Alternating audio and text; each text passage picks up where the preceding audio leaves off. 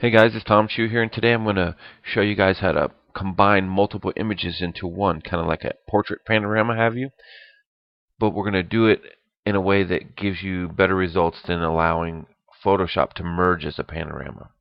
Okay, so I selected two candidate images of these. This is back when I was shooting with the 7D, and I just couldn't get them to fit right horizontally. You see, I tried to do a shot here, so I always plan to merge them together later in post. So I'll show you what happens if you use Photoshop to merge as a panorama, which will do it automatic way, but it distorts your faces. You can see that this is the way their faces look actually, and you see her hair's all intact. And if we go back here, you can see her forehead becomes bulbous, kind of slants her face off at this direction. It chops out her hair here. So it's not really a good option to use is that merge to panorama for portraiture. Okay, so let's show you how you do this. We'll select our two images. We're going to use our control key to select two independent images, and that's the command key on the Mac. And we'll right click, edit in Photoshop. Okay, and at the bottom it'll say open as layers in Photoshop, and that's exactly what we're going to do. Hand these two files off into Photoshop. So I'm going to pause the video as it loads up. See, it's doing all of the import work and it's putting them both on layers right now.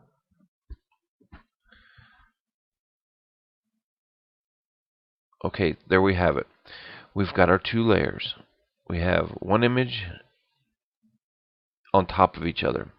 We need to get them side by side. So what we're going to do is we're going to take our canvas size and we're going to double it in width.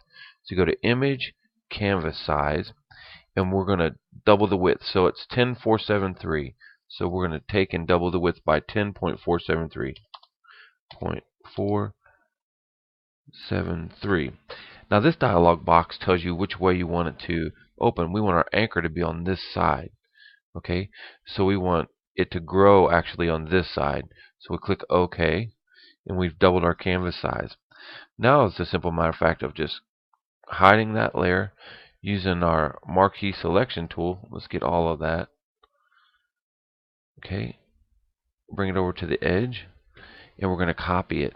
That's Control C or Command C on a Mac. And if you don't want to use a shortcut, you do Edit, Copy. Okay. Now what we're going to do is we're going to go back to our original layer and we're going to paste it. That's Control V or Command V on a Mac. And if you don't want to use a shortcut, it's paste. So we'll just grab our tool and slide this over. And now it doesn't matter if we keep it directly square because this doesn't fit this way. Okay. So what we're going to try to do is look between these two images and find features that are matching. Okay. So what's standing out to me is this black dot. You see that black dot? And there's also this hook on the fence. Let's zoom in a little bit. And you can see that little tip on the fence here and here. If we just bring those two and line them up, we can align our images.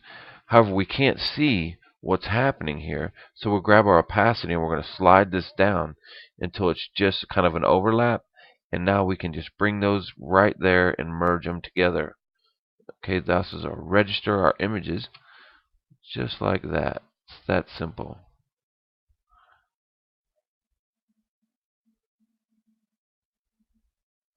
Okay, that looks pretty good.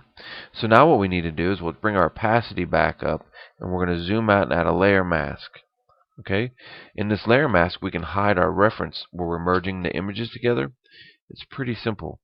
Grab our layer mask and we're going to grab our brush tool and we're going to paint in black. Okay, now I want a nice soft brush.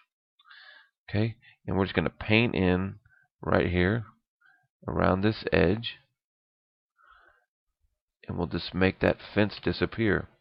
Well, let's get rid of that view clear guides. I didn't mean to grab that down. We're just going to finish painting up. Whoa, let's back that off some.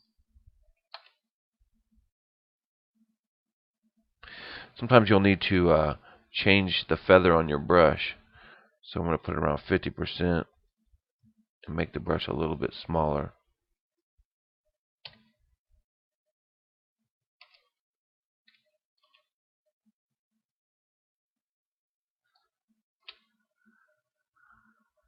So let's zoom in down here, and let's finish getting rid of that line there. And this is where that feathering was. So we'll hit the X key and flip to our white and come back and paint that and fix that back. Alright. So now we're just going to look right down the seam where the photos were kind of merged together, and that dot looks good. The fence looks good. Looks like it's all one piece going across. Now we just crop it and save it. It's pretty simple. So with CS6, what you can do is you can make a selection with your marquee tool like this. Okay, and let's do that again. And without affecting any of the other layers underneath and not merging it, we can crop it to that selection. So we're just going to hit the enter key and it's going to crop it. And it'll keep all of our layers intact. So we need to bring this up a little bit in this corner here.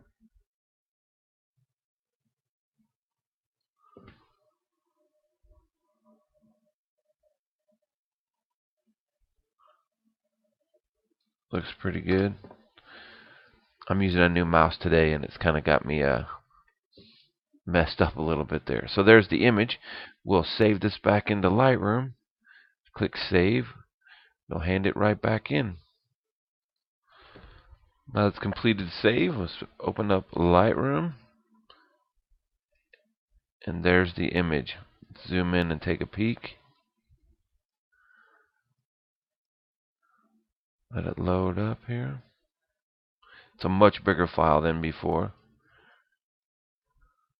Looks pretty darn good to me.